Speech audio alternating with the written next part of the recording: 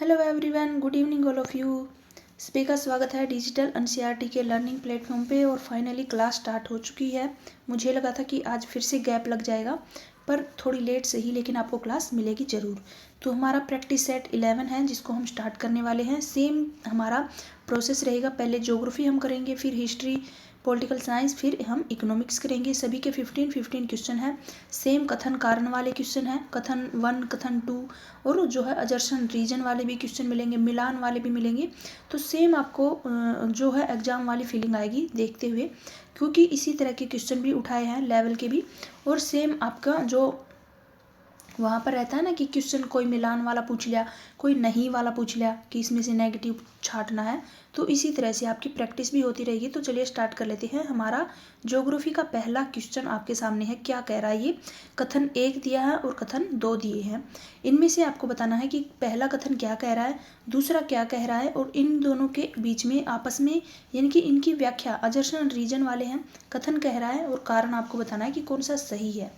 तो पहला है यहाँ पे, चावल की खेती के लिए उच्च तापमान यानी कि 25 डिग्री सेल्सियस से ऊपर का टेम्परेचर, साथ ही उच्च आर्द्रता यानी कि 100 सेंटीमीटर से अधिक वर्षा की भी आवश्यकता होती है। तो ये बात क्या है? बिल्कुल सही है। बात बिल्कुल सही है। सेकंड कथन यहाँ पे दिया है कि भारत में पंजाब और हरियाणा जैसे कम वर्षा वाले क्षेत्रों में सिंचाई की सहायता से चावल उगाया जाता है। तो ये बात भी बिल्कुल सही है। दोनों ही कथन बिल्कुल सही हैं। पहला है कि चावल की खेती के लिए उच्च आर्द्रता यानी कि चावल की खेती के लिए तापमान भी ज़्यादा चाहिए होता है और वर्षा यानी कि आर्द्रता भी ज़्यादा चाहिए होती है। तो ये बात भी सही है। पंजाब हरियाणा में क्या करते हैं, जहाँ पर कम वर्षा होती है ना, वहाँ पर सिंचाई से उसकी पानी की पूर्ति की जाती है। तो सिंचाई से क्षेत्रों में सिंचाई की जाती है और उससे चावल उगाया जाता है हरियाणा और पंजाब जैसे क्षेत्रों में। तो ये बात भी सही है। लेकिन ये इसकी व्याख्या नहीं कर रहा। व्याख्या का मतलब समझते हो ना, कि जो इसमें क्वेश्चन ये दिया गया है कि जो चावल की खेती है उच्च तापमान और उच्च आर्द्रता की आवश्यकता होती है। क्यों आवश्यकता होती है, किस लिए आवश्यकता होती है? तो इसका अगर क्यों का, किस लिए का, तो इनका अगर आंसर हमें सेकंड कथन में मिल जाए ना, तो हम बोलते हैं कि हाँ इसकी व्याख्या कर रहा है। लेकिन ये बात तो बिल्कुल सही है कि जहाँ पे वर्षा कम हो रही है भारत में, उन क्षेत्रों में हम सिंचाई से चावल उगा रहे हैं। ये बात बिल्कुल सही है। लेकिन इसका और इसका दोनों बातें अलग अलग हैं। इन दोनों का आपस में कोई रिलेशन नहीं है। तो इसलिए क्या हो जाएगा कि ये इसकी व्याख्या नहीं करा। बात दोनों सही है, पहला भी सही है, दूसरा भी सही है, लेकिन इसकी व्याख्या से इसका कोई भी लेना देना नहीं है। तो इसमें यानी कि कथन सही है और सही व्याख्या करता है, तो ये गलत हो जाएगा। कथन 1 भी सही है, कथन 2 भी, दोनों सही है, लेकिन कथन 2 है, कथन 1 की सही से व्याख्या नहीं करता। तो यही हमारा क्या हो जाएगा? आंसर हो जाएगा। आंसर नंबर क्या हो जाएगा यहाँ पे? बी हमारा आंसर क्या हो जाएगा? सही हो जाएगा। अगला है गेहूं। गेहूं भारत की दूसरी सबसे महत्वपूर्ण अनाज की फसल है। गेहूं क्या कह रहा है कि पहला यहाँ पे दिया गया है, निम्नलिखित कथनों पर विचार करना है, कौन सा सही है और कौन सा गलत, यानी कि कौन सा सही है ये बताना है। गेहूं भारत की दूसरी सबसे महत्वपूर्ण अनाज की फसल है। पहली कौन सी है आपसे पूछ ले तो? पहली है चावल। पहली जो है सबसे महत्वपूर्ण खाद्य फसल है चावल। दूसरी कौन सी है? गेहूं। तो पहला कथन सही हो जाएगा। दूसरा क्या कह रहा है कि इसको उगाने के लिए ठंडे मौसम और पकने के लिए खिली हुई धूप की आवश्यकता होती है। तो ये भी बिल्कुल सही हो जाएगा, यानी कि दूसरा कथन भी सही है। भारत में गेहूं मुख्य रूप से रब्बी मौसम में उगाया जाता है। क्या कह रहा है कि जो रब्बी मौसम यानी कि सर्दियों में उगाया जाता है गेहूं, और इसको पकने का टाइम जब सर्दियाँ जाती है ना, धूप निकलती है, तो उस टाइम ये पकता है। तो बिल्कुल भारत में गेहूं मुख्य रूप से रब्बी मौसम में उगाया जाता है, सर्दियों में उगाया जाता है। तो ये बात भी सही है। तो इसमें क्या पूछा गया कि कौन सा सही है? तो तीनों ही बातें गेहूं के बारे में सही बताई गई हैं। तो आंसर हो जाएगा इसका डी, यानी कि डी इसका सही आंसर हो जाएगा कि तीनों ही बातें सही हैं। तीसरा क्वेश्चन है आपके सामने, व्यावसायिक खेती। व्यावसायिक खेती के संदर्भ में निम्नलिखित विशेषताओं पर विचार करना है। पहला क्या कह रहा है यहाँ पे और कौन सा सही है ये आपको बताना है। क्या बताना है कि कौन सा इनमें से सही है। क्या कह रहा है? इस प्रकार की खेती में, यानी कि जो व्यावसायिक खेती होती है, व्यवसाय की खेती, इसके संदर्भ में 3 जो कथन दिए हैं उनमें से कौन सा सही है ये बताना है। जो व्यावसायिक खेती होती है, इस प्रकार की खेती में अधिक पैदावार प्राप्त करने के लिए उच्च मात्रा में आधुनिक आदानों का मतलब होता है जैसे हम बीजों का HYV बीज हो गए, रासायनिक उर्वरक हो गए, कीटनाशक हो गए, इनका यूज करते हैं। दूसरा क्या कह रहा है कि ये मुख्य रूप से परिवार की ज़रूरतों को पूरा करने के लिए की जाती है। जो व्यावसायिक खेती है वो परिवार की ज़रूरतों के पूरा करने के लिए की जाती है। तीसरा कह रहा है कि भारत में पंजाब और हरियाणा में चावल की खेती मुख्य रूप से व्यावसायिक प्रकार की खेती है। तो इनमें से पहला तो बिल्कुल बात सही है कि इस प्रकार की जो व्यावसायिक खेती होती है, कमर्शियल फार्मिंग होती है, उसमें ज़्यादा पैदावार करनी होती है और उसके लिए वो ज़्यादा से ज़्यादा रासायनिक उर्वरकों का, कीटनाशकों का इनका उपयोग करते हैं ताकि फसल अच्छी हो, ज़्यादा से ज़्यादा खेती हो सके, उनको अच्छे से जो है लाभ मिल सके। वो मुख्य रूप से परिवार की ज़रूरत को ध्यान में रख के की जाती है। तो ये बात क्या हो जाएगी? गलत। उन्होंने व्यावसायिक खेती के बारे में पूछा है जो सिर्फ ज़रूरतों को पूरा नहीं करती परिवार की, वो बाजार के लिए, मुख्य रूप से बाजार में बिक्री के लिए की जाती है। तो ये कथन क्या हो जाएगा? गलत हो जाएगा। भारत में पंजाब और हरियाणा में चावल की जो खेती होती है मुख्य रूप से व्यावसायिक प्रकार की खेती है। तो ये बात भी बिल्कुल सही है। तो इनमें से बताना है कि कौन सा सही है। पहला हो जाएगा सही और तीसरा हो जाएगा सही, दूसरा गलत हो जाएगा। तो पहला और तीसरा यानी आंसर क्या हो जाएगा? बी। जो व्यवसायिक खेती है वो परिवार के लिए नहीं की जाती, वो बाजार में बेचने के लिए, बिक्री के लिए की जाती है। तो उसके लिए ज़्यादा से ज़्यादा कीटनाशकों का उपयोग करते हैं ताकि पैदावार अच्छी हो और उनको लाभ हो। और जो हरियाणा पंजाब में चावल की जो खेती होती है वो व्यावसायिक खेती करते हैं ज़्यादातर। अगला है दहन और कृत्रिम कृषि के संबंध में निम्नलिखित कथनों पर विचार करना है। पहला है यहाँ पर ए, इसे उत्तर पूर्वी राज्यों में झूम के नाम से जानते हैं। दहन और कृत्रिम जो कृषि है उसको हम किस नाम से जानते हैं? झूम के नाम से। इसमें से आपको बताना है यहाँ पर निम्नलिखित कथनों में से कौन सा गलत है, आपको गलत बताना है। तो इसे उत्तर पूर्वी राज्यों में झूम के नाम से जानते हैं, बिल्कुल बात सही है।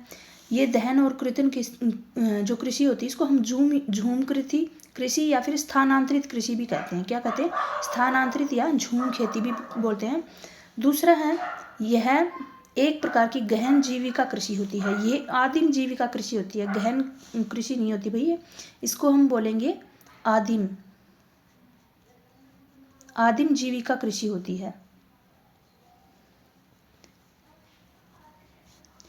और तीसरा क्या कह रहा है यहाँ पे कि किसान जमीन के एक टुकड़े को साफ करके उसके ऊपर खेती करके भोजन पैदा करता है, फिर जो वहाँ पर पैदावार नहीं होती है तो उसको या तो जला दिया जाता है या फिर उसको ऐसे ही छोड़ करके दूसरी जगह पे खेती कर लेते हैं। तो उसको स्थानांतरित कृषि, कहीं पर झूम कृषि, इस तरह से उनको नाम दिए गए हैं। और डी है यहाँ पर कि यह मुख्य रूप से आदिवासी क्षेत्रों में प्रचलित है। तो ये तीनों ही सही हो जाएंगे। और गलत पूछा है तो बी क्या हो जाएगा? गलत, यानी कि आंसर क्या हो जाएगा हमारा? बी। अगला क्वेश्चन है भारत में चाय की खेती के लिए आदर्श भौगोलिक परिस्थितियां क्या है? चाय की खेती के लिए बतानी है आदर्श भौगोलिक परिस्थितियां, पॉजिटिव चीजें चाय के लिए क्या क्या है। पहला क्या बता रहा है कि चाय की खेती के लिए शुष्क जलवायु और बलुई मिट्टी चाहिए, उष्ण कटिबंधीय जलवायु या काली मिट्टी चाहिए, उपोष्ण कटिबंधीय जलवायु और सुनिर्मित जल निकासी वाली दोमट मिट्टी चाहिए। तो ये सही हो जाएगा चाय की खेती के लिए समशीतोष्ण जलवायु या जलोढ़ मिट्टी।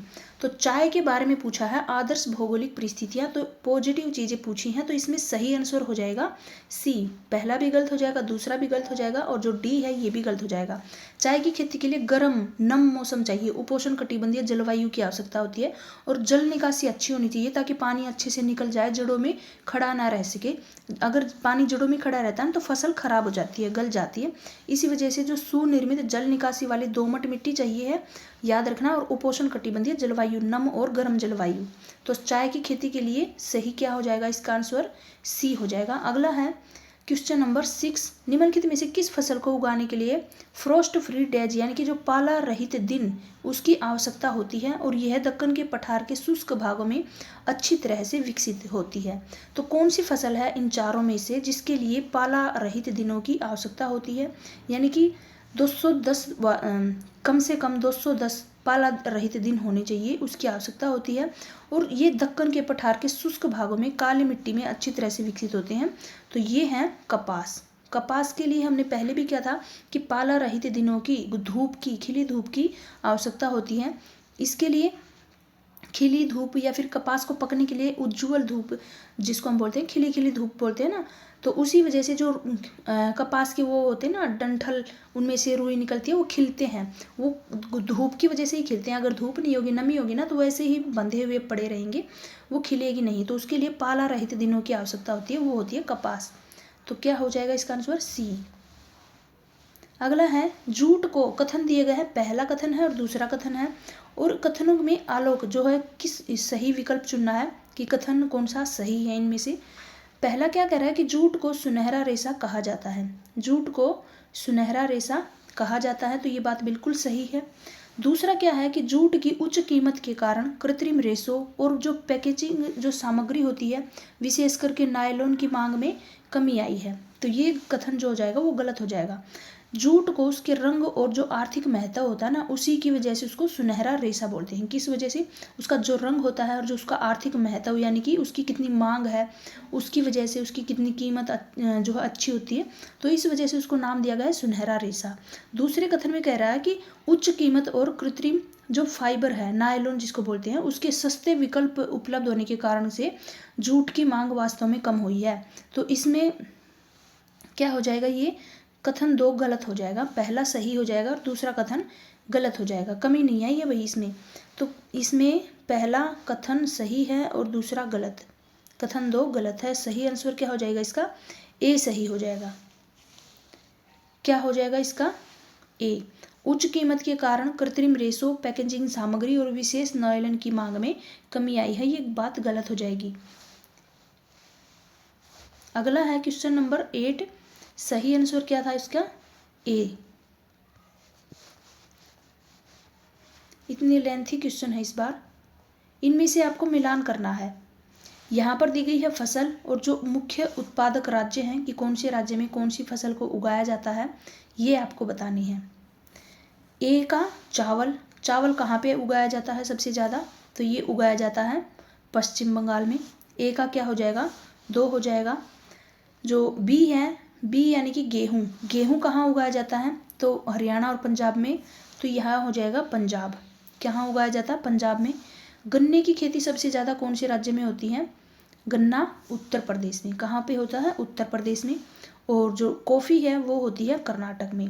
तो ए हो जाएगा, ए में हो जाएगा पश्चिम बंगाल 2, गेहूँ हो जाएगा पंजाब में, बी में क्या हो जाएगा? 4, बी में 4, सी में 1 हो जाएगा और जो डी है उसमें 3 हो जाएगा। हमारा पहला जो आंसर है यहाँ पर ए, ये सही हो जाएगा। ए में 2 हो जाएगा, बी में 4, सी में 1 और डी में 3। हाँ, यही होगा आंसर। पहला क्या हो जाएगा? चावल सबसे ज़्यादा उगाया जाता है पश्चिम बंगाल में, गेहूँ उगाते हैं पंजाब में, गन्ना उत्तर प्रदेश में और कॉफ़ी उगाई जाती है कर्नाटक में। अगला क्वेश्चन है, अगला क्या कह रहा है कि भारत में जो खाद्यान्न उत्पादन में जुड़ी प्रमुख समस्याएं हैं वो कौन कौन सी हैं? प्रमुख समस्याएं जो हैं वो खाद्यान्न उत्पादन में कौन कौन सी प्रमुख समस्याएं देखने को मिलती हैं भारत में, वो बताना है। अनियमित मानसून के ऊपर निर्भरता, हम मानसून के ऊपर निर्भर रहते हैं। दूसरा, अपर्याप्त भंडारण सुविधाएं, भंडारण की अच्छी से कोई भी सुविधा नहीं होती है। तीसरा, आधुनिक कृषि तकनीकों का सीमित उपयोग, हमारे पास आधुनिक जो कृषि तकनीकें हैं उनकी जो है सीमित उपयोग है। और कभी कभी हम क्या करते हैं, उच्च गुणवत्ता वाले बीजों की अनुपलब्धता, हमारे पास अच्छी क्वालिटी के जो बीज होते हैं वो उपलब्ध नहीं होते हैं। तो ये सारी ही समस्याएं क्या होती है, भारत के खाद्यान्न उत्पादन से जुड़ी हुई समस्या है। तो इसका आंसर हो जाएगा कि पहली भी समस्या है, दूसरी भी, तीसरी भी और फोर्थ भी। तो इसका आंसर क्या हो जाएगा? चारों ही शामिल होंगे, यानी कि इसका आंसर हो जाएगा डी। इसका आंसर क्या हो जाएगा? ये चारों ही समस्याएं हैं हमारे सामने खाद्यान्न उत्पादन में। जो सबसे बड़ी समस्या होती है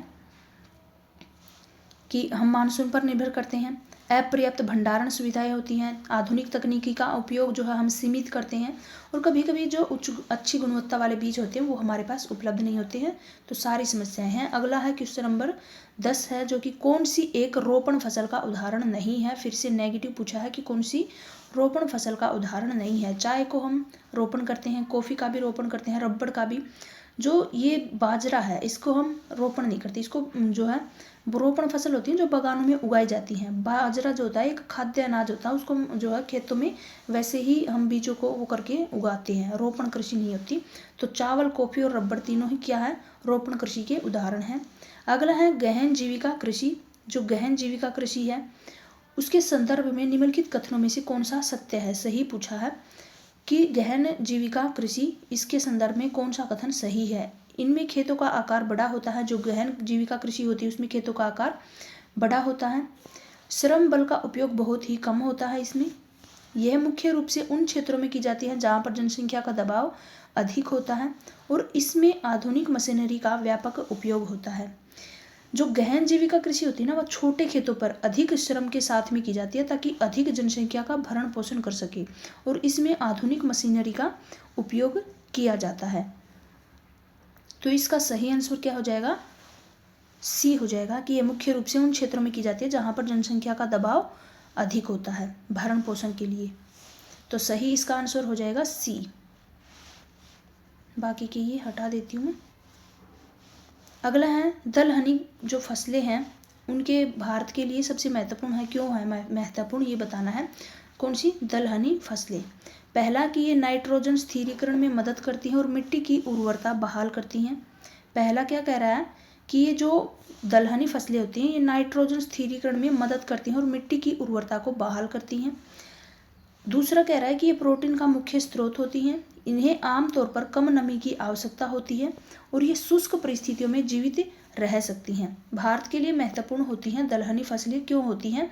तीनों ही जो कारण है वो बिल्कुल सही दिए गए हैं, यानी कि ये प्रोटीन का मुख्य स्रोत भी होती है दलहनी फसलें, ये नाइट्रोजन का स्थिरीकरण में भी मदद करती हैं, ये शुष्क परिस्थितियों में उगती हैं और जो नाइट्रोजन की स्थिरीकरण होती है उसके द्वारा मिट्टी की जो उर्वरता होती है वो बढ़ती है। बहाल होने का मतलब बढ़ना होता है, तो मिट्टी की उर्वरता इससे बढ़ती है। तो तीनों ही चीज़ें इसीलिए महत्वपूर्ण है क्योंकि ये मिट्टी की उर्वर शक्ति को बढ़ाती हैं, प्रोटीन का मुख्य स्रोत होती हैं और ये शुष्क परिस्थितियों में भी जीवित रह सकती हैं अगर पानी की कमी होती है तो तीनों ही चीज़ें सही हो जाएंगी। पहला भी, दूसरा भी और तीसरा भी आंसर हो जाएगा इसमें हमारा डी, यानी कि तीनों चीज़ें सही हैं। अगला आपको मिलान करना है फिर से। यहाँ पर क्रांति दी गई है, कौन सी क्रांति का संबंध कौन सी फसल उत्पादन से या किससे संबंधित है?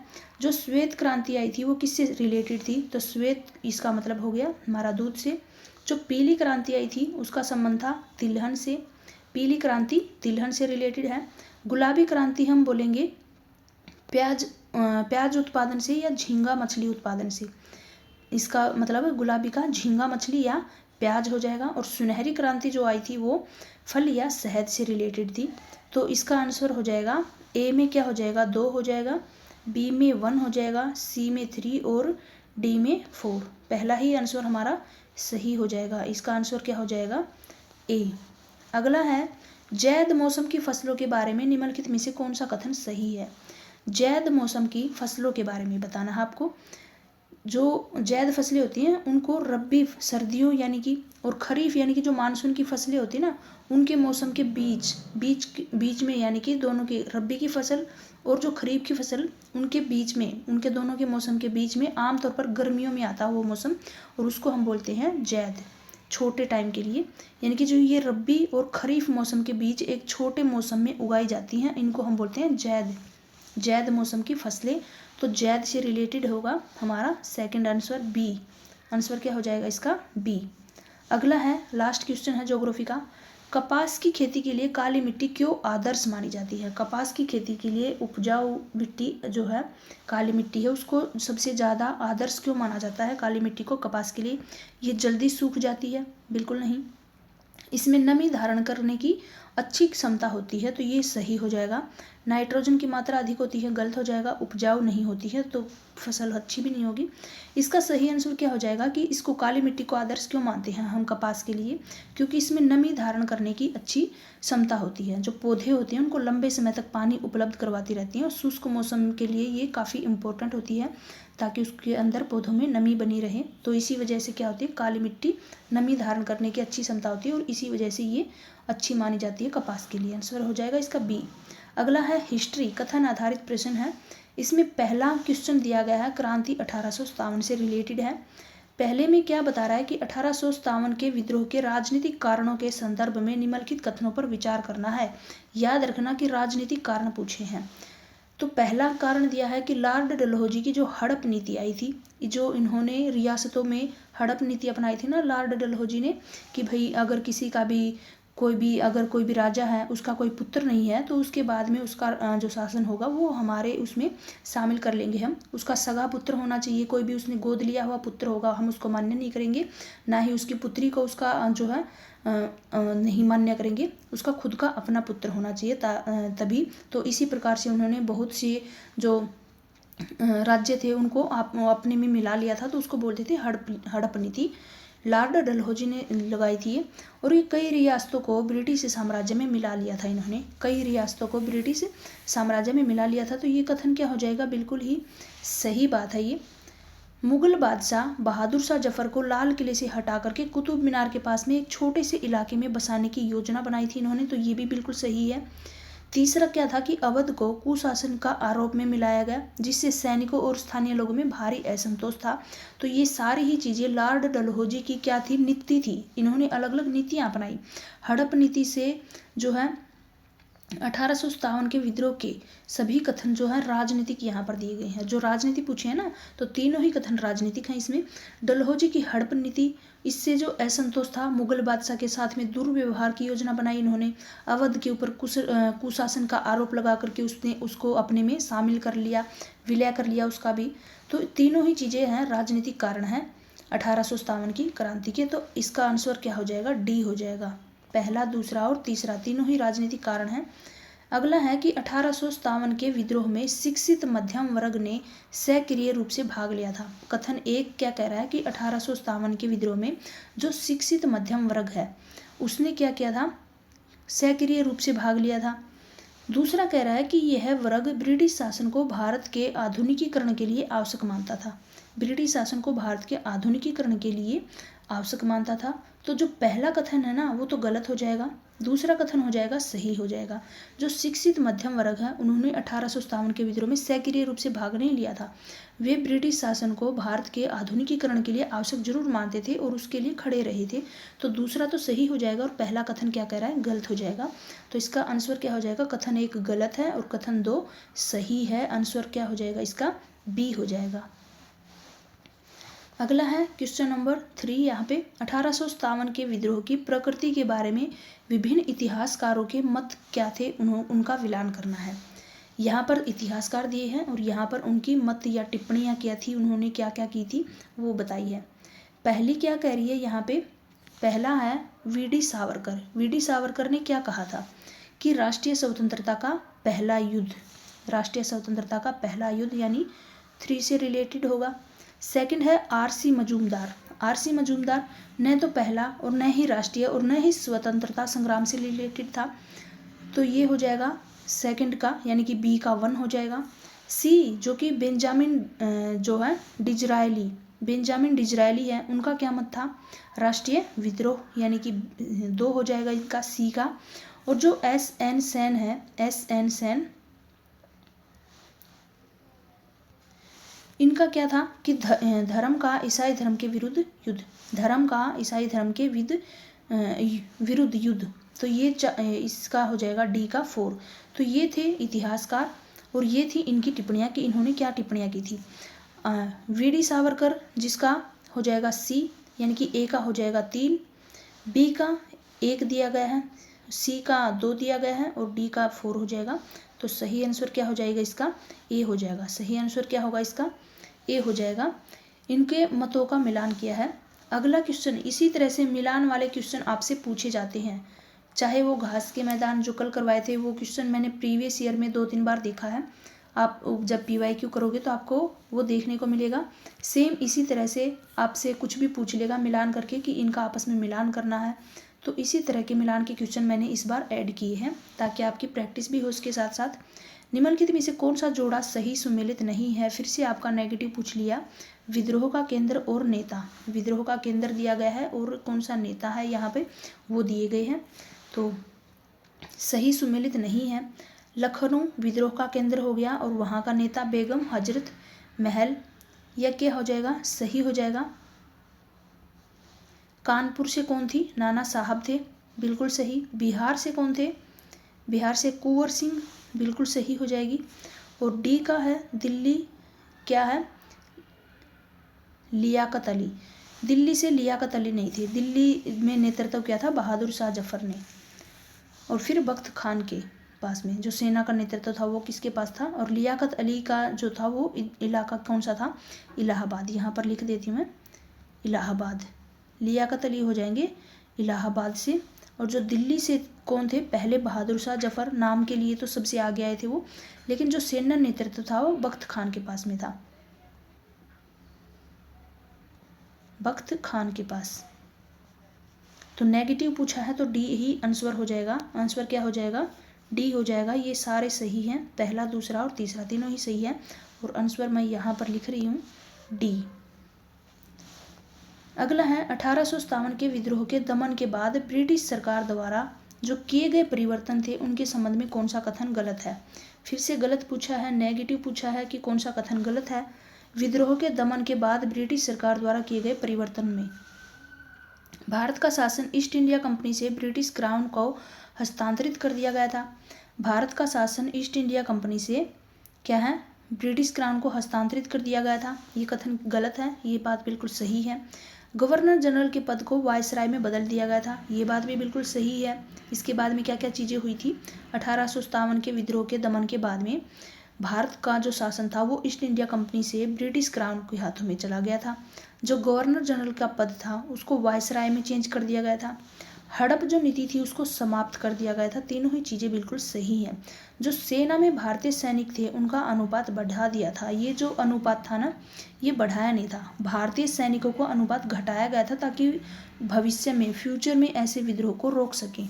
तो अनुपात बढ़ाने की बजाय क्या किया गया था, घटा दिया गया था। तो आंसर क्या हो जाएगा इसका, सी हो जाएगा। आंसर क्या हो जाएगा इसका, सी हो जाएगा। अगला है भारतीय पुनर्जागरण और सामाजिक सुधार। 19वीं सदी के भारतीय पुनर्जागरण का मुख्य उद्देश्य क्या था। 19वीं सदी के भारतीय जो पुनर्जागरण था उसका मुख्य उद्देश्य क्या था। पहला कि धार्मिक अंधविश्वासों और सामाजिक कुरीतियों को दूर करना, दूसरा कि पश्चिमी शिक्षा का विरोध करना, और तीसरा कि महिलाओं और निम्न जातियों की स्थिति में सुधार करना। भारतीय पुनर्जागरण का मुख्य उद्देश्य था कि धार्मिक अंधविश्वास और जो सामाजिक कुरीतियां हैं उनको दूर किया जाए। तो पहला तो हो जाएगा सही।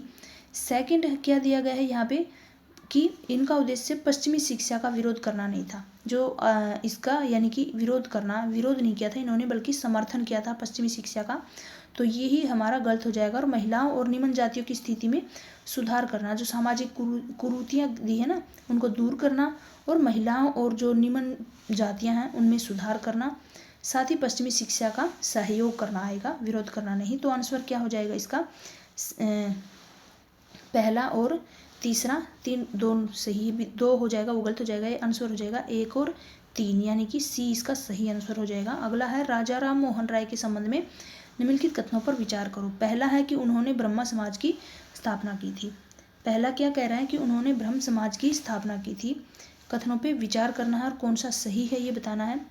उन्होंने सती प्रथा के उन्मूलन में महत्वपूर्ण भूमिका निभाई थी। उन्होंने सती प्रथा के उन्मूलन में महत्वपूर्ण भूमिका निभाई थी। और तीसरा है कि वह संस्कृत शिक्षा के घोर विरोधी थे। संस्कृत शिक्षा के घोर विरोधी थे और केवल पश्चिमी शिक्षा का समर्थन करते थे। तो इसमें से कौन सा कथन सही है ये पूछा है। तो इसमें से पहला और दूसरा तो सही हो जाएंगे। तीसरा है वो संस्कृत शिक्षा के पूर्ण जो विरोधी नहीं थे, बल्कि वे आधुनिक पश्चिमी शिक्षा के साथ साथ जो पारंपरिक भारतीय शिक्षा थी उसका संतुलन चाहते थे। तो पश्चिमी शिक्षा का विरोध नहीं किया था उन्होंने। तो पहला और दूसरा सही है, केवल 1 और 2, यानी कि आंसर हो जाएगा इसका ए। अगला है विधवा पुनर्विवाह के क्षेत्र में महत्वपूर्ण कार्य करने वाले समाज सुधारक कौन थे, जिनके प्रयासों से 1856 का अधिनियम जो था वो पारित किया गया था। तो वो थे ईश्वर चंद्र विद्यासागर। कौन थे, ईश्वर चंद्र विद्यासागर। इन्होंने क्या किया था, अनेक प्रयास किए थे और उन्हीं की वजह से ब्रिटिश सरकार ने जो थी 1856 का विधवा पुनर्विवाह अधिनियम था उसको पारित किया था। अगला है महिलाओं की स्थिति के लिए भारत में पहला स्कूल खोलने वाले प्रमुख व्यक्ति कौन थे, और उनकी पुस्तक स्त्री पुरुष तुलना ने पितृसत्ता पर सवाल उठाए थे। महिलाओं की शिक्षा के लिए भारत में पहला स्कूल खोलने वाले प्रमुख व्यक्ति का नाम बताना है। तो वो थे ताराबाई शिंदे। ताराबाई शिंदे। स्त्री पुरुष तुलना नामक पुस्तक ताराबाई शिंदे ने लिखी थी। सावित्रीबाई फुले ने ज्योतिबा फुले के साथ में मिलकर के महिलाओं के लिए पहला स्कूल खोला था। तो सही आंसर क्या हो जाएगा, ताराबाई शिंदे। अगला है सत्यशोधक समाज की स्थापना किसने की थी। सत्यशोधक समाज की स्थापना किसने की थी, तो इसकी स्थापना की थी ज्योतिबा फूले ने। इनका मुख्य फोकस निम्न जातियों के उत्थान और शोषण से मुक्ति पर विचार था। तो सत्यशोधक समाज की स्थापना ज्योतिबा फूले ने की थी, याद रखना। और कब की थी इसकी, 1873 में। अगला है कथन 1 और कथन 2, और इनमें से आपको चुनना है कि कौन सा सही है कौन सा गलत है। पहला क्या कह रहा है कि 19वीं सदी के सुधार आंदोलनों को अक्सर उच्च जाति आंदोलन कहा जाता था। जो 19वीं सदी के सुधार आंदोलन थे उनको अक्सर क्या किस नाम से जानते थे, उच्च जाति के आंदोलन के नाम से। दूसरा कथन यहाँ कह रहा है कि जो अधिकांश प्रमुख सुधारक थे वो उच्च जातियों से आते थे, लेकिन उनके विचारों में निम्न जाति के आंदोलनों के लिए जमीन तैयार की थी। तो दोनों ही बातें क्या हो जाएंगी, सही हो जाएंगी। कथन 1 भी सही हो जाएगा और 2 भी सही।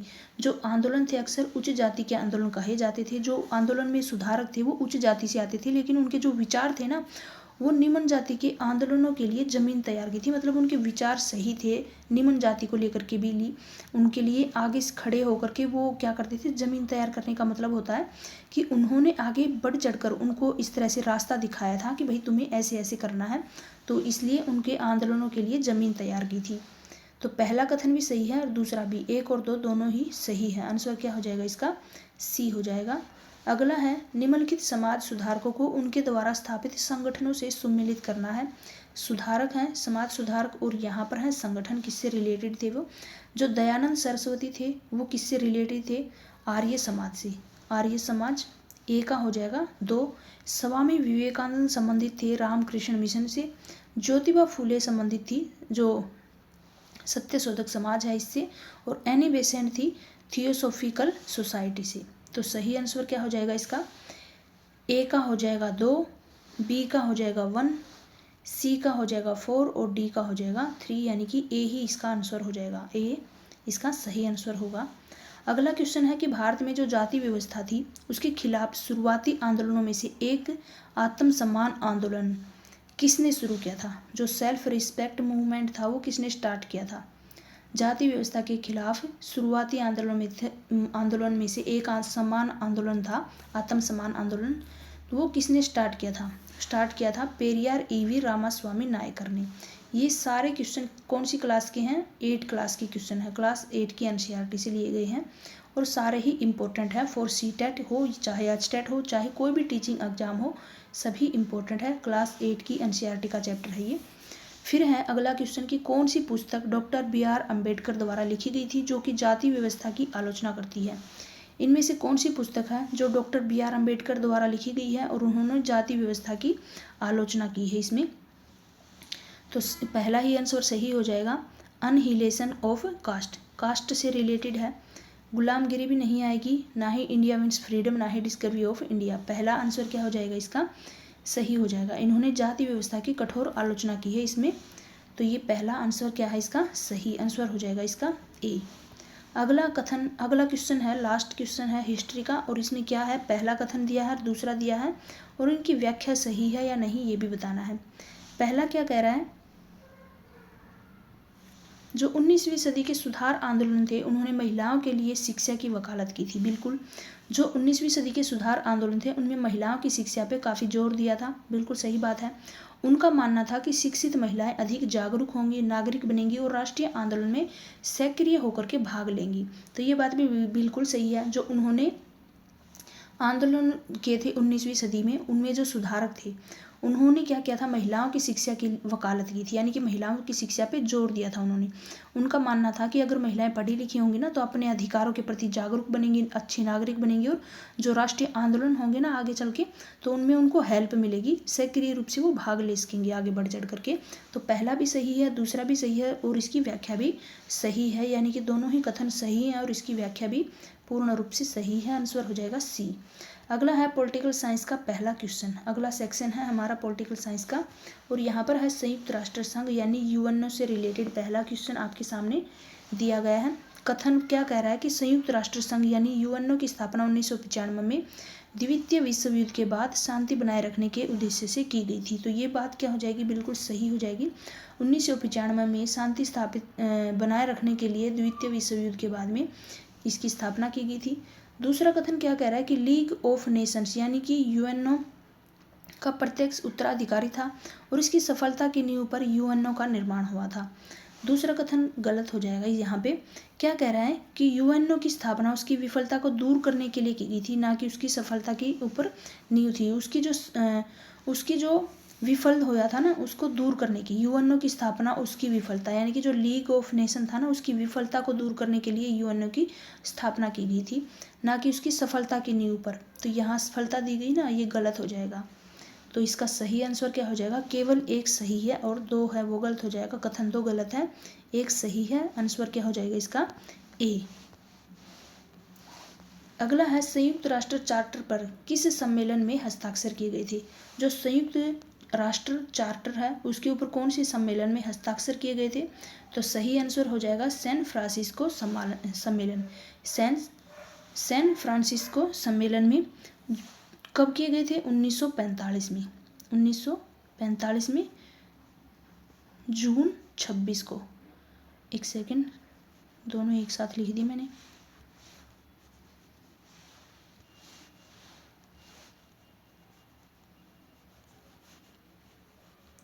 छब्बीस जून 1945 को हस्ताक्षर किए गए थे। अगला है निम्नलिखित कथनों में से कौन सा संयुक्त राष्ट्र के मुख्य उद्देश्यों का सही वर्णन करता है। पहला है कि अंतर्राष्ट्रीय शांति और सुरक्षा को बनाए रखना।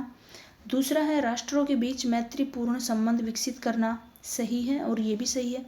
आर्थिक और सामाजिक सहयोग को बढ़ावा देना, ये भी सही है। और फोर्थ है कि सभी सदस्य देशों के मामलों में सीधा हस्तक्षेप करना। सभी सदस्यों के मामलों में सीधा हस्तक्षेप करना इसका कोई भी उद्देश्य नहीं है, तो ये यहाँ गलत हो जाएगा। तो सही आंसर संयुक्त राष्ट्र के मुख्य उद्देश्यों में 3 चीज़ें शामिल हैं। राष्ट्रों के बीच में मैत्रीपूर्ण संबंध स्थापित करना, शांति और सुरक्षा बना करके रखना और आर्थिक सामाजिक सहयोग को भी बढ़ावा देना। तो पहला, दूसरा और तीसरा सही हो जाएंगे और जो फोर्थ है वो गलत, यानी कि आंसर क्या हो जाएगा, ए हो जाएगा। संयुक्त राष्ट्र के अंग और सुरक्षा परिषद, निम्नलिखित में से कौन सा संयुक्त राष्ट्र का मुख्य अंग नहीं है। कौन सा मुख्य अंग नहीं है, नहीं पूछना है, यानी कि नेगेटिव आपसे पूछा है। इसका मतलब पहला सुरक्षा परिषद, ये इसका अंग है। अंतर्राष्ट्रीय न्यायालय, ये भी इसका अंग है। महासभा, ये भी इसका अंग हो जाएगा। जो विश्व व्यापार संगठन WTO है, ये इसका कोई अंग नहीं है बल्कि एक एजेंसी है। ये है जो संयुक्त राष्ट्र है, इसकी एक एजेंसी है, कोई अंग नहीं है इसका। तो सही आंसर क्या हो जाएगा इसका, सही। नेगेटिव पूछा है तो आंसर क्या हो जाएगा इसका, सी हो जाएगा, विश्व व्यापार संगठन। अगला क्वेश्चन है कि सुरक्षा परिषद के संदर्भ में निम्नलिखित कथनों पर विचार करो, कौन सा सही है ये बताओ। पहला कथन क्या कह रहा है कि इसके 15 सदस्य होते हैं, जिसमें से 5 स्थायी होते हैं और 10 सदस्य अस्थायी होते हैं। तो ये कथन बिल्कुल ही सही हो जाएगा। दूसरा है कि अस्थायी सदस्यों का चुनाव महासभा द्वारा 2 साल के कार्यकाल के लिए किया जाता है। तो ये बात भी बिल्कुल सही हो जाएगा, 2 साल के लिए चुने जाते हैं अस्थायी सदस्य। और तीसरा है कि स्थायी सदस्यों के पास में वीटो का अधिकार होता है, कि इनके पास में सदस्यों के पास में वीटो का अधिकार होता है स्थायी सदस्यों के पास में। तो ये भी क्या हो जाएगा, सही हो जाएगा। तो तीनों ही बातें सुरक्षा परिषद को लेकर के, सिक्योरिटी काउंसिल को लेकर के तीनों ही बातें सही है कि 15 सदस्य होते हैं, उनमें से 5 स्थायी होंगे, 10 अस्थायी होंगे। 10 जो अस्थायी सदस्य होते हैं उनका चुनाव महासभा के द्वारा 2 साल के कार्यकाल के लिए किया जाता है। हर 2 साल में सदस्यों को चेंज किया जाता है।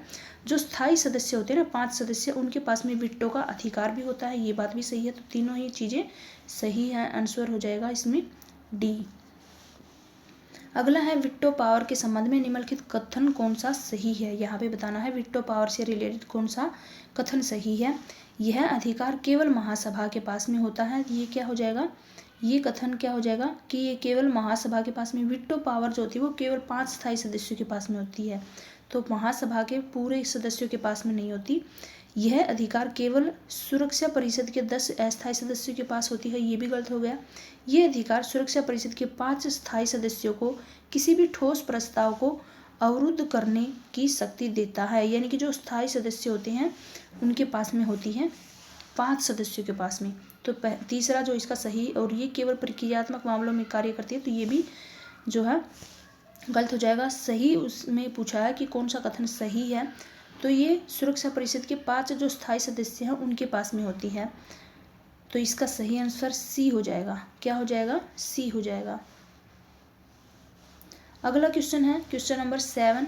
अंतर्राष्ट्रीय न्यायालय के न्यायाधीशों का कार्यकाल है वो कितना होता है? जो अंतर्राष्ट्रीय न्यायालय है उसके न्यायाधीशों का कार्यकाल कितना होता है? ICJ के न्यायाधीशों का कार्यकाल होता है वो 9 वर्ष का होता है। कितना होता है? 9 ईयर का होता है। अगला है सुरक्षा परिषद के भारत के जो स्थायी सदस्य होता है उनकी मांग के पीछे प्रमुख तर्क क्या होते हैं? जो सुरक्षा परिषद के 5 स्थायी सदस्य हैं उनकी मांग के पीछे प्रमुख तर्क क्या है? पहला कि भारत दुनिया का सबसे बड़ा लोकतंत्र और एक प्रमुख आर्थिक शक्ति है। दूसरा कि भारत ने संयुक्त राष्ट्र शांति स्थापना अभियान में महत्वपूर्ण योगदान दिया है। तीसरा कि भारत भौगोलिक रूप से एशिया में स्थित है। तो इसका सही आंसर क्या हो जाएगा? पहला और दूसरा। पहला और दूसरा जो भारत का लोकतंत्र, आर्थिक शक्ति होना और शांति जो अभियान होते हैं उनमें योगदान देना प्रमुख तर्क है। भौगोलिक जो स्थिति होती है वो एकमात्र या प्रमुख तर्क नहीं होता।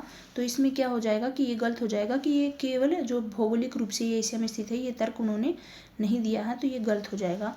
यानी कि पहला और दूसरा इसका सही आंसर, केवल 1 और 2 ए हो जाएगा सही। अगला है विशिष्ट एजेंसियों या फिर महासचिव की भूमिका के बारे में। 9th क्वेश्चन है यहाँ पे, निम्नलिखित में से कौन सी संयुक्त राष्ट्र की एक विशिष्ट एजेंसी नहीं है? फिर से नहीं यानी नेगेटिव। विश्व स्वास्थ्य संगठन, जो संयुक्त राष्ट्र की विशिष्ट जो एजेंसी है वो कौन सी नहीं है? नहीं पूछी है, तो विश्व स्वास्थ्य संगठन एजेंसी है। अंतर्राष्ट्रीय जो मुद्रा कोष है वो भी एजेंसी है। यूनेस्को भी इसकी एजेंसी है। रेड क्रॉस की जो अंतर्राष्ट्रीय समिति है वो इसकी एजेंसी नहीं है। ये एक क्या होती है? स्वतंत्र मानवीय संगठन है। क्या होती है ये?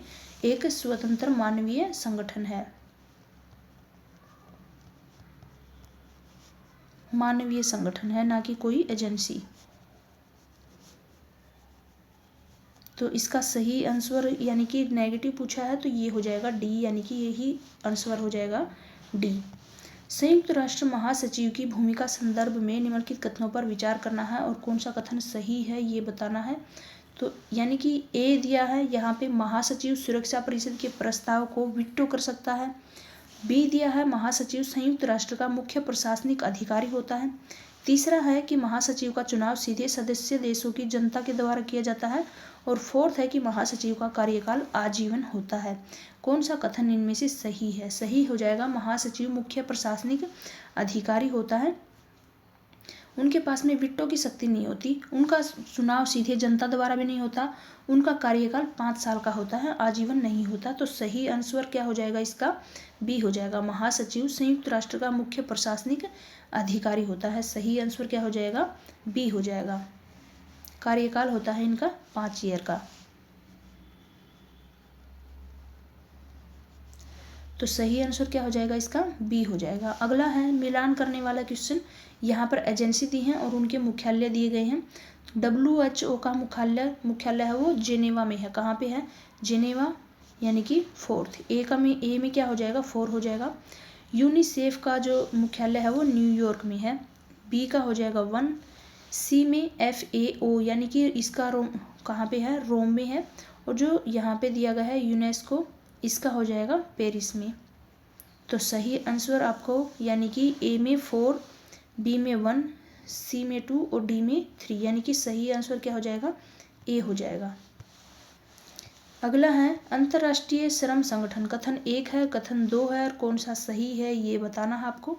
अंतर्राष्ट्रीय श्रम संगठन संयुक्त राष्ट्र की सबसे पुरानी विशिष्ट एजेंसी है। सबसे पुरानी विशिष्ट एजेंसी है, बिल्कुल सही बात है।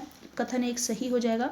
और इसका मुख्य उद्देश्य दुनिया भर में श्रमिकों के अधिकारों की रक्षा करना है और सामाजिक न्याय को बढ़ावा देना है। ये बात भी बिल्कुल सही है और ये इसकी सही से व्याख्या भी कर रहा है। यानी कि कथन 1 भी सही है, 2 भी सही है और इसकी सही से व्याख्या भी करता है। जो अंतर्राष्ट्रीय श्रम संगठन है वो संयुक्त राष्ट्र की सबसे पुरानी एजेंसी है। और जो अंतर्राष्ट्रीय श्रम संगठन है इसका मुख्य उद्देश्य क्या है?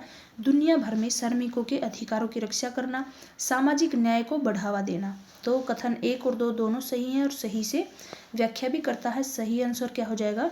सी हो जाएगा। अगला है यूएनओ का लोकतंत्रीकरण। तो संयुक्त राष्ट्र के लोकतंत्रीकरण की बहस पर प्राथमिक फोकस किसके ऊपर है? महासभा के अधिक शक्तियां देने पर, सुरक्षा परिषद की स्थायी सदस्य का विस्तार करने पर, वीटो पावर को पूरी तरह से समाप्त करना या उपरोक्त सभी। तो सही आंसर क्या हो जाएगा इसका? उपरोक्त सभी। सही आंसर क्या हो जाएगा इसका? उपरोक्त सभी। संयुक्त राष्ट्र के लोकतंत्रीकरण की बहस में प्राथमिक फोकस है वो इन सभी के ऊपर है, यानी कि लोकतंत्र सुरक्षा परिषद यानी कि महासभा को अधिक शक्तियां देना, सुरक्षा परिषद की स्थायी सदस्य का विस्तार करना और साथ ही वीटो पावर को पूरी तरह से समाप्त करना। अगला क्वेश्चन क्या दिया गया है कि निम्नलिखित में से कौन सा देश सुरक्षा परिषद के स्थायी सदस्य के रूप में शामिल होने की सबसे कम संभावना रखता है यदि विस्तार होता है? कौन सा जो देश है वो सुरक्षा परिषद के स्थायी सदस्य के रूप में शामिल होने की सबसे कम संभावना रखता है? सबसे कम उसके पास में संभावना है कि वो स्थायी सदस्य बन सके यदि विस्तार होता है। तो सही आंसर क्या हो जाएगा इसका? इटली। आंसर क्या हो जाएगा? इटली। जापान, ब्राजील और जर्मनी जैसे जो देश हैं वो अक्सर संभावित स्थायी सदस्यों के रूप में आते हैं। इटली जो होता है G4 देशों के खिलाफ में एकजुटता के लिए जाना जाता है, इसलिए इसकी संभावना क्या है? कम मानी जाती है इनकी बजाय। तो आंसर क्या हो जाएगा? सी हो जाएगा। अगला है यहाँ पर लास्ट क्वेश्चन, संयुक्त राष्ट्र प्रणाली के भीतर लोकतंत्र कोष, इसकी स्थापना लोकतंत्र को बढ़ावा देने के लिए की गई थी। तो पहला कथन क्या है? सही बात है कि संयुक्त राष्ट्र प्रणाली के भीतर में जो लोकतंत्र कोष की स्थापना है वो लोकतंत्र को बढ़ावा देने के लिए की गई थी। और जो अगला है कि संयुक्त राष्ट्र का मानना है कि केवल लोकतांत्रिक देश ही अंतर्राष्ट्रीय शांति और सुरक्षा में योगदान दे सकते हैं। इनका मानना ये नहीं है। हालांकि जो संयुक्त राष्ट्र है ना, सभी सदस्य देशों की संप्रभुता का सम्मान करता है, चाहे भी उनका शासन है जो स्वरूप है कुछ भी हो, लेकिन ये नहीं मानता कि जो लोकतांत्रिक देश ही शांति में योगदान दे सकते हैं। ये इनका मानना नहीं है। तो ये गलत हो जाएगा और पहला सही हो जाएगा, यानी कि कथन 1 सही है, कथन 2 गलत है। सही आंसर क्या हो जाएगा? ए हो जाएगा। अगला है सेक्शन इकोनॉमिक्स का, जिसमें हम करेंगे इकोनॉमिक्स का पहला क्वेश्चन, उपयोगिता यूटिलिटी के संदर्भ में निम्नलिखित कथनों पर विचार करना है। उपयोगिता के संदर्भ में निम्नलिखित कथनों पर विचार करो। पहला क्या कह रहा है कि यह किसी वस्तु में मानवीय आवश्यकताओं को संतुष्ट करने की शक्ति है। जो उपयोगिता है वो किसी भी वस्तु में मानवीय आवश्यकताओं को संतुष्ट करने की शक्ति होती है। दूसरा है कि ये उपयोगिता व्यक्तिपरक होती है और व्यक्ति दर व्यक्ति भिन्न होती है। अलग अलग व्यक्ति की अलग अलग जो होती है उपयोगिता होती है। उपयोगिता हमेशा नैतिक रूप से ही होती है, जैसे कि सिगरेट में उपयोगिता नहीं होती। तो ये क्या होती है कि वो नैतिक रूप से ही सही होती है। तो उपयोगिता नैतिक रूप से जो होती है तटस्थ होती है। सिगरेट में भी उपयोगिता के लिए जो उपभोक्ता के लिए उपयोगिता होती है, भले वो अनैतिक हो, हानिकारक हो, फिर भी वो उसको पीता है सिगरेट को। तो केवल पहला और दूसरा सही हो जाएंगे कि वो व्यक्तिपरक अलग अलग होती है, सभी की पसंद अलग अलग होती है, उसकी जो इच्छा होती है ना उपभोक्ता की, वो सभी की अलग अलग होती है। किसी भी वस्तु को मानवीय आवश्यकता को संतुष्ट करने की शक्ति होती है। तो बिल्कुल उसकी हर इंसान कोई भी वस्तु को खरीदता है वो अपनी जो है ज़रूरत के हिसाब से खरीदता है, अपनी संतुष्टि के लिए उन चीज़ों को खरीदता है उपभोक्ता। तो हर वस्तु में मनुष्य को आवश्यकताओं को संतुष्ट करने की शक्ति होती है, ये भी सही है। तीसरा है कि वो गलत हो जाएगी कि सिगरेट में उपयोगिता नहीं होती। सभी लोग सिगरेट पीते हैं, नैतिक रूप से सही होती है। यानी कि अगर अच्छी चीज़ें हैं जैसे शराब है, अनैतिक है, फिर भी हम उसका उपयोग करते हैं, यानी कि उपयोगिता नैतिक रूप से सही नहीं होती। शराब हानिकारक होती है फिर भी लोग पीते हैं उसको। तो ये गलत हो जाएगा, यानी कि आंसर क्या हो जाएगा? केवल 1 और 2 सही है, तीसरा गलत है।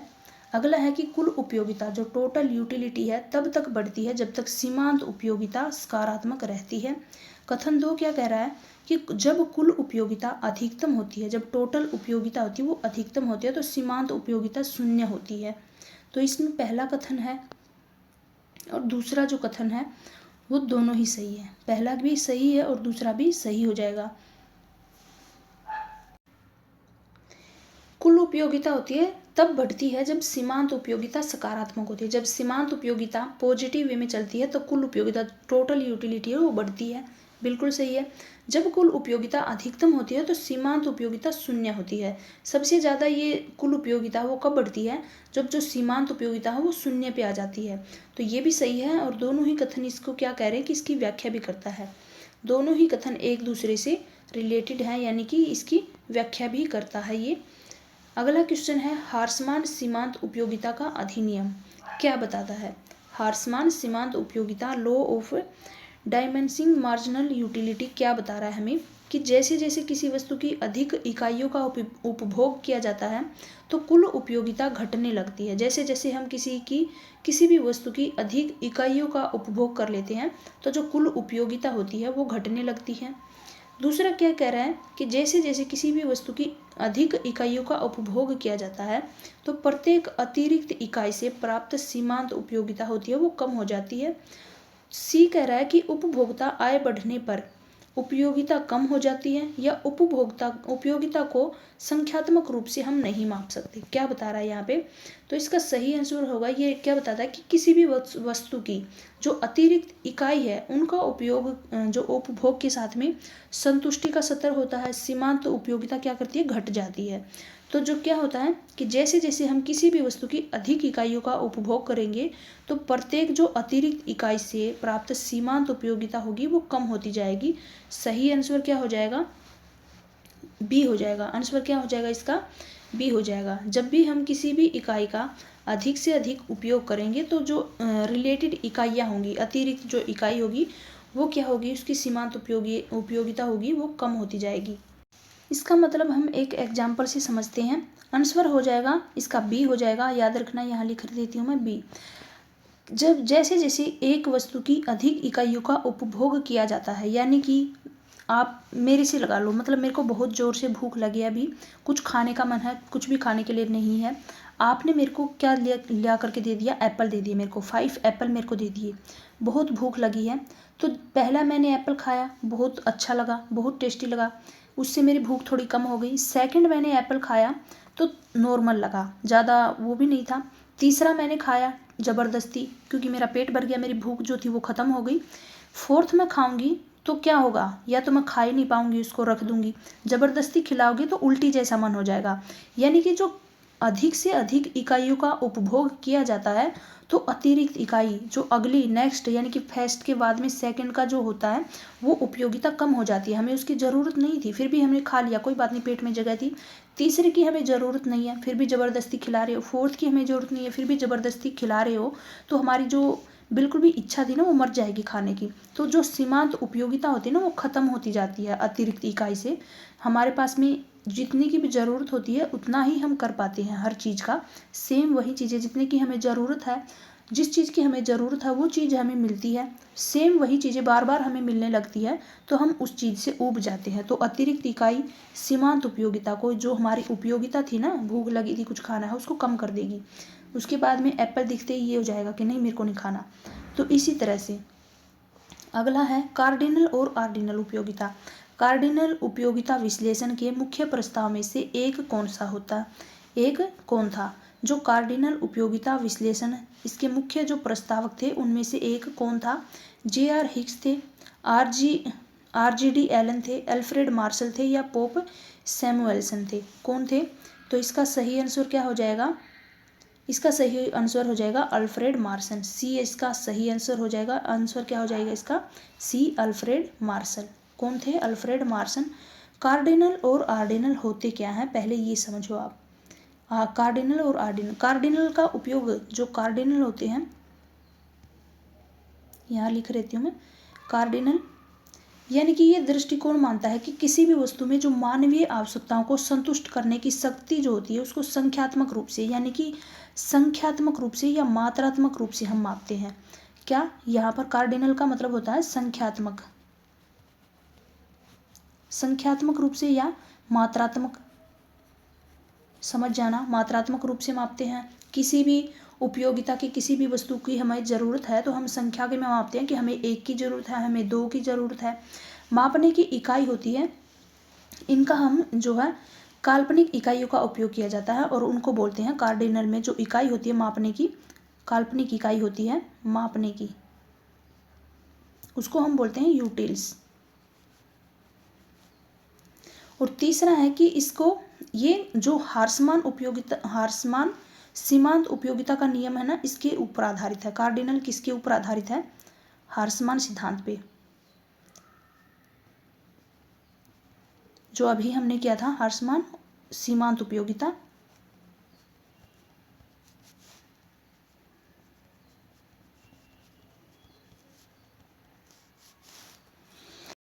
और एक क्वेश्चन इसका बनेगा कि इसको प्रस्तावित किसने किया था, जो कि अभी हमने किया है ऊपर, इसको किया था अल्फ्रेड मार्शल ने। अल्फ्रेड मार्शल ने।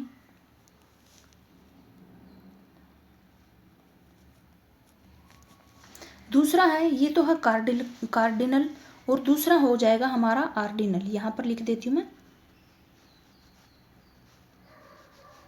आर्डिनल। इसमें क्या है कि ये दृष्टिकोण जो है यथार्थवादी और इसको आधुनिक मानते हैं।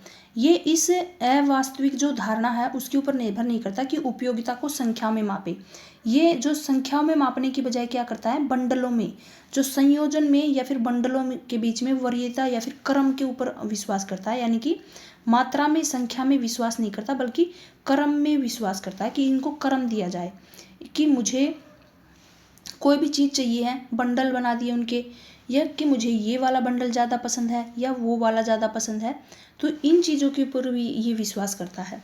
और इसको दिया किसने था, क्रम में, संख्या में नहीं आएगा इसमें, ये क्रम देता है कि पहले क्रम पे ये पसंद है, सेकंड नंबर पे मुझे, अगर आपको कोई फ्रूट्स नेम दे दे, आपको बता दे कि आपको एप्पल पसंद है, बनाना पसंद है, साथ में आपको मैंगो दे दे, 3 ऑप्शन दिए, तो आप बोलोगे पहले नंबर पे मुझे एप्पल पसंद है, सेकंड नंबर पे मुझे बनाना पसंद है, थर्ड नंबर पे मुझे मैंगो पसंद है। उनको क्या है, क्रम दे दिए, पहले पे, दूसरे पे, तीसरे पे, उनको संख्या नहीं दी कि मेरे को इतना पसंद है ये।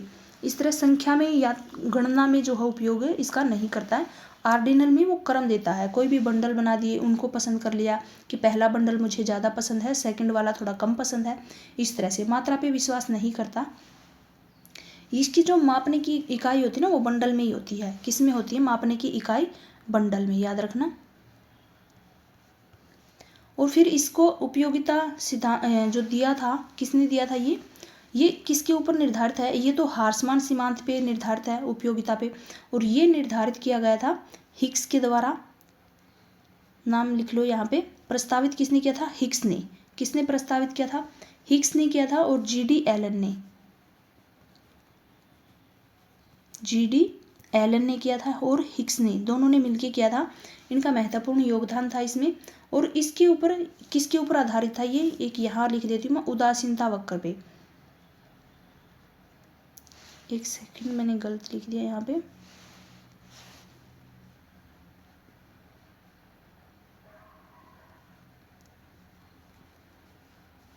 उदासीनता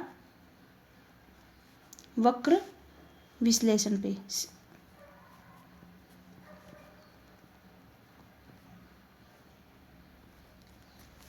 उदासीनता वक्र विश्लेषण से रिलेटेड था। तो ये ही इसके बारे में हम क्वेश्चन भी आएंगे आगे।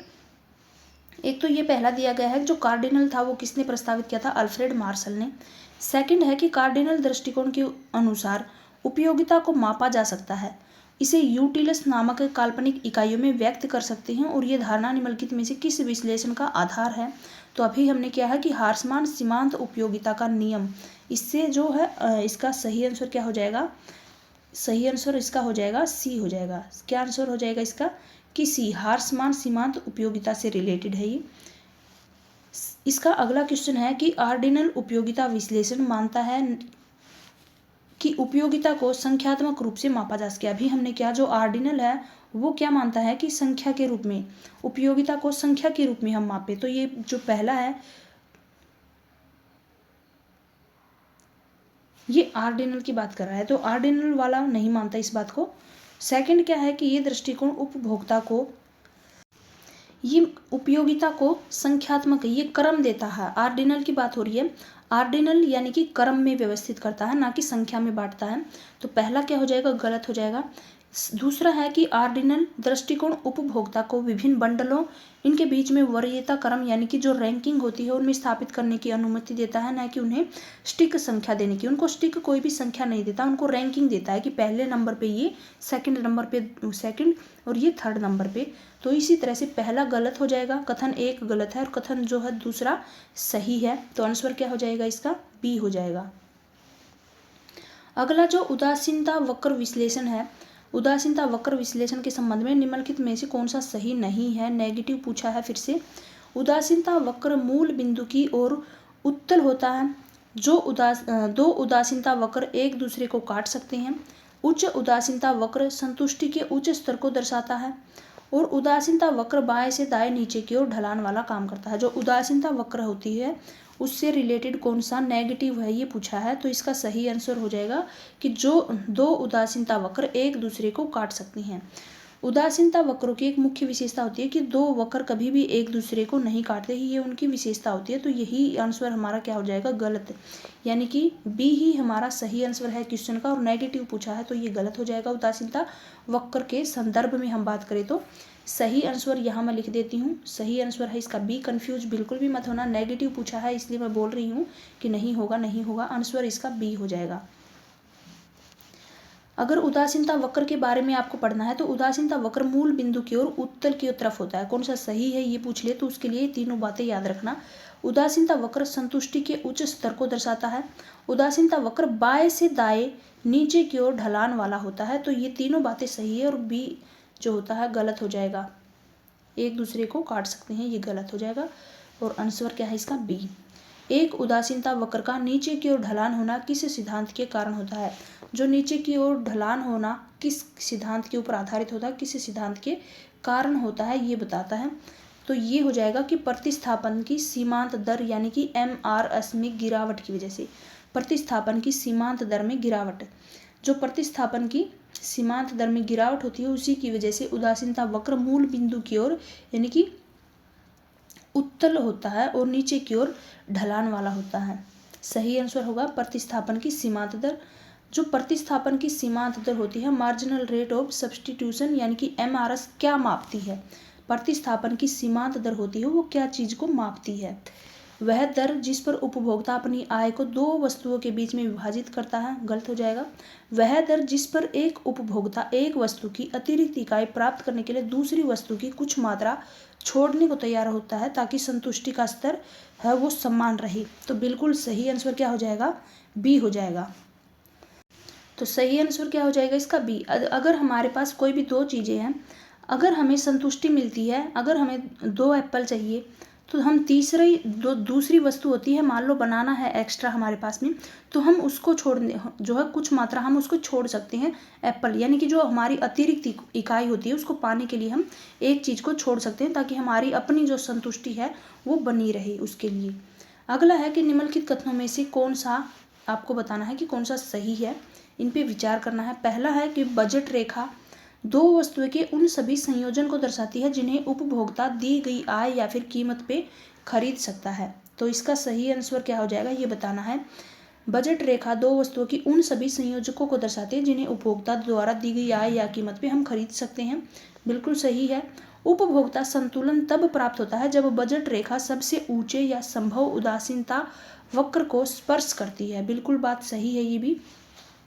तीसरा है कि संतुलन बिंदु पर MRS कीमत जो अनुपात या प्राइस रेट जो रेशियो जो होता है वो बराबर होता है। तो तीनों ही चीज़ें सही दी गई हैं यहाँ पे, पहला भी सही हो जाएगा, दूसरा भी और तीसरा भी जो विकल्प दिया है यहाँ पे वो भी सही हो जाएगा। MRS कीमत अनुपात के बराबर होती है उस बिंदु पे, तो पहला, दूसरा और तीसरा आंसर क्या हो जाएगा, डी हो जाएगा। फिर है ऑर्डिनल विश्लेषण। कार्डिनल विश्लेषण की तुलना में अधिक यथार्थवादी और आधुनिक दृष्टिकोण है। ये बात बिल्कुल क्या हो जाएगी कि कथन एक भी सही है। कथन दूसरा क्या कह रहा है कि जो ऑर्डिनल विश्लेषण है उपयोगिता की मापनीयता की अवास्तविक धारणा पर निर्भर नहीं करता है और बल्कि केवल वरीयता क्रम देता है और इस बात पे निर्भर करता है। तो ये बात भी बिल्कुल सही है और ये सही से इसकी व्याख्या भी करता है। ये इसको कोई भी संख्या नहीं देगा, ये इसको क्रम में बता देगा कि पहले क्रम पे दूसरे क्रम पे, तो क्रम पे निर्धारित होता है। और इसमें क्या होता है, अधिक यथार्थवादी भी होता है और आधुनिक दृष्टिकोण भी बोलते हैं। तो ये पहला और दूसरा सही है और इसकी व्याख्या भी करता है। अगला है कि यदि दो वस्तुएं हैं पूर्ण स्थानापन्न है तो उदासीनता वक्र का आकार कैसा होगा। दो वस्तुएं पूर्ण स्थानापन्न हैं और उदासीनता वक्र का आकार पूछा है किस प्रकार का होगा। तो एक सीधी रेखा होगी जो नीचे की ओर झुकी होगी, एक सीधी रेखा जो नीचे की ओर झुकती हुई होगी। यानी कि जो पूर्ण स्थानापन्न वस्तुओं के लिए MRS जो होगा वो स्थिर रहेगा और उदासीनता वक्र एक सीधी रेखा में बनेगा। यदि दो वस्तुएं पूर्ण पूरक जैसे कि बाएं और दाएं जूते और उदासीनता वक्र का आकार कैसा होगा ये आपको बताना है। यदि दो वस्तुएं हैं पूर्ण पूरक, दाएं और बाएं, यानी कि जैसे दाएं और बाएं जूते रखे हैं तो उदासीनता वक्र का आकार कैसा होगा ये आपको बताना है। तो ये हो जाएगा एल आकार का। कौन सा? एल आकार का। जो पूर्ण पूरक वस्तुएं होती हैं MRS या तो शून्य या फिर अनंत होती है, जिसके परिणाम स्वरूप जो एल आकार का उदासीनता वक्र बनता है। अगला है जब सीमांत उपयोगिता नकारात्मक होती है। जब सीमांत उपयोगिता नकारात्मक होगी तो कुल उपयोगिता के साथ में क्या होगा? जब सीमांत उपयोगिता नकारात्मक होगी तो कुल उपयोगिता के साथ में क्या होगा? कुल उपयोगिता का क्या होगा ये बताना है आपको। तो कुल उपयोगिता होगी वो घट जाएगी। ये PYQ का क्वेश्चन है। जब सीमांत उपयोगिता नकारात्मक होगी तो कुल उपयोगिता क्या करेगी? वो घट जाएगी। क्या करेगी? घट जाएगी। जब प्रत्येक अतिरिक्त इकाई से नकारात्मक उपयोगिता मिलेगी तो कुल उपयोगिता क्या करेगी? घटने लगेगी। फिर है आखिर क्वेश्चन है आज की क्लास का लास्ट। बजट बाधा में परिवर्तन के कारण क्या हो सकता है? बजट बाधा में परिवर्तन के कारण क्या हो सकता है? पहला है कि आय में परिवर्तन से बजट रेखा समानांतर शिफ्ट हो सकती है। आय में परिवर्तन से बजट रेखा वो समानांतर शिफ्ट हो सकती है, बिल्कुल सही है। वह एक वस्तु की कीमत में परिवर्तन से बजट रेखा का ढलान यानी कि स्लोप में बदल जाएगी और उपभोक्ता संतुलन बिंदु हमेशा बदल जाता है। तो ये तो गलत हो जाएगा और पहला और दूसरा सही। आय में परिवर्तन से बजट रेखा समानांतर शिफ्ट होती है और कीमत में परिवर्तन से ढलान भी चेंज होगा।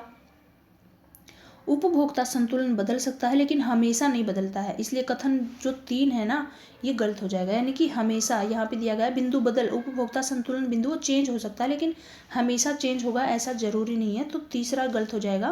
पहला और दूसरा सही, यानी कि 1 और 2 सही है, तीसरा गलत है। 1 और 2 सही है, तीसरा गलत है। ये था आज की क्लास का लास्ट क्वेश्चन और बहुत सी इंपॉर्टेंट क्वेश्चन भी थे इसमें। आज की क्लास सच में बहुत ही बढ़िया थी क्योंकि हर तरह के क्वेश्चन इसमें थे। नेगेटिव वाले भी थे, कथन निष्कर्ष वाले भी थे, कथन वाले भी थे कि इन कथनों में से कौन सा सही है कौन सा गलत है। और सेम इसी प्रोसेस में इसी टाइप के क्वेश्चन आपके एचटेट में भी पूछे जाते हैं। तो आपके जो सेम आपका एग्जाम की तरह ही था आज की क्लास। तो मिलते हैं नेक्स्ट क्लास में। आई होप आपको क्लास अच्छी लगी होगी, तो लाइक ज़रूर कर देना देखने के बाद में। ज़रूरी नहीं है कि आपको शुरुआत में आते ही मैं लाइक मांगती हूँ, लेकिन अच्छी लगे तो आपका कोई भी फ़ायदा हो रहा है ना, आपको लग रहा है तो लाइक ज़रूर कर दिया करो। थोड़ा सा मोटिवेशन मुझे भी मिलेगा आपके साथ साथ। मिलते हैं नेक्स्ट क्लास में। Thanks for watching. Good luck. Bye bye.